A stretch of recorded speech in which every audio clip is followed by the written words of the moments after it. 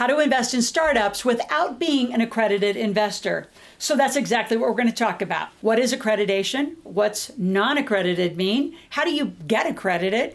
And if you're not accredited, can you still do a startup? We got a lot to talk about. Get a pen and paper.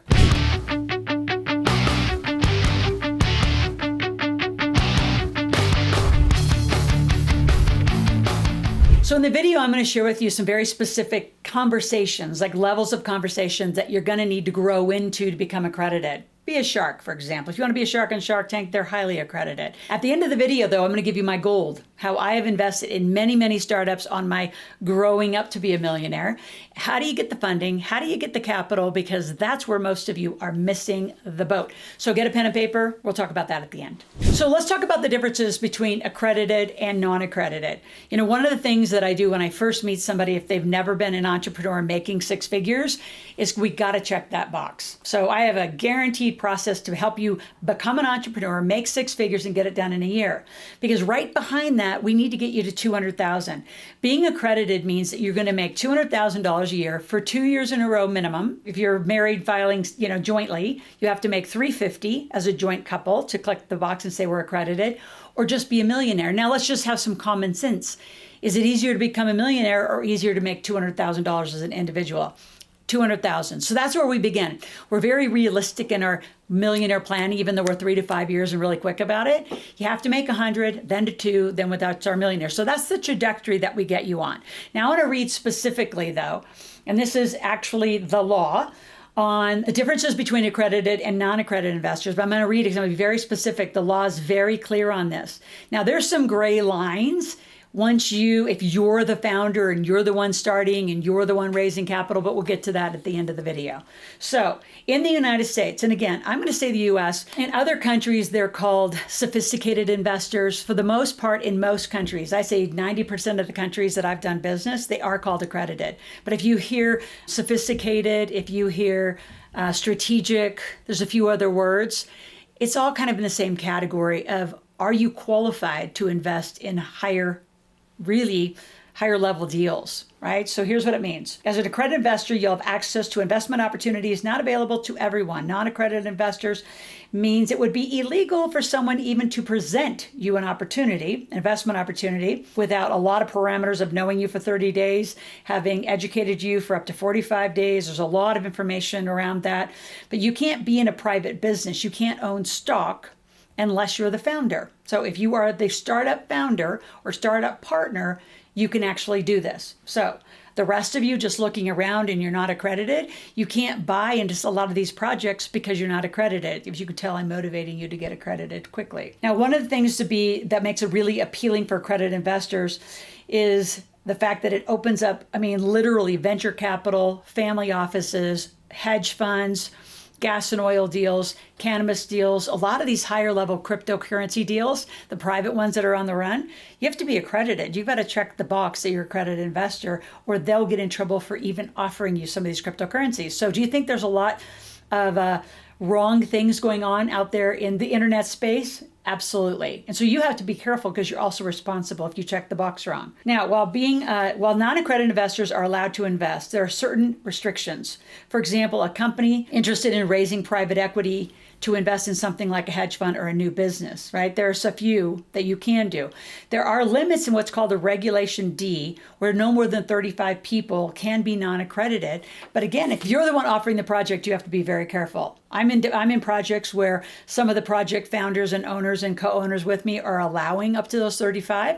I'm in other projects where they said, let's stay really safe and keep it below 28. I'm in other projects where it is not negotiable, right?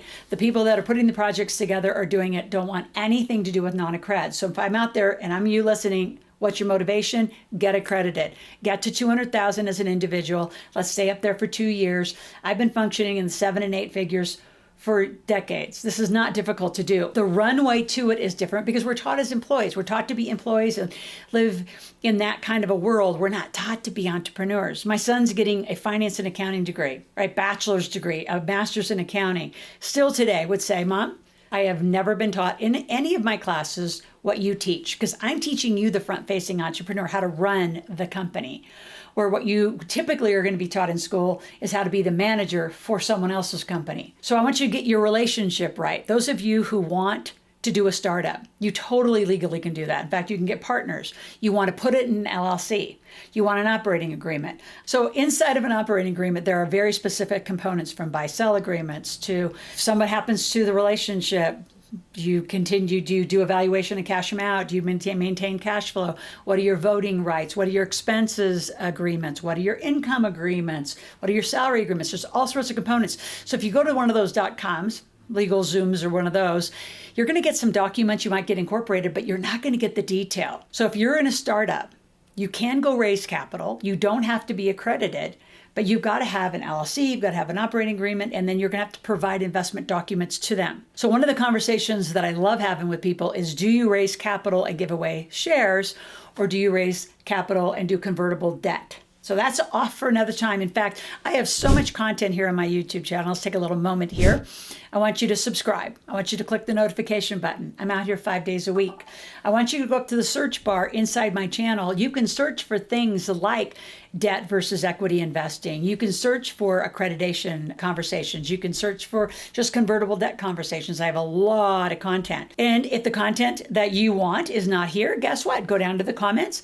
Add into the comments, say, hey, Loral, I really want you to talk more about this, or give some videos or more content. Guess what? I'll be right back out answering those questions on video for you.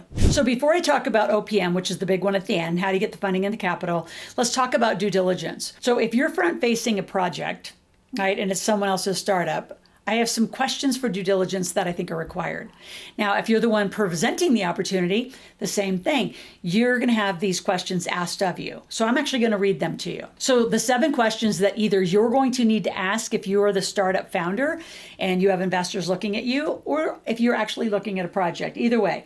Number 1 is the investment congruent with your money rules. That's really important. Now, I didn't pay attention to that younger years, but I can tell you, like right now I'm in cannabis.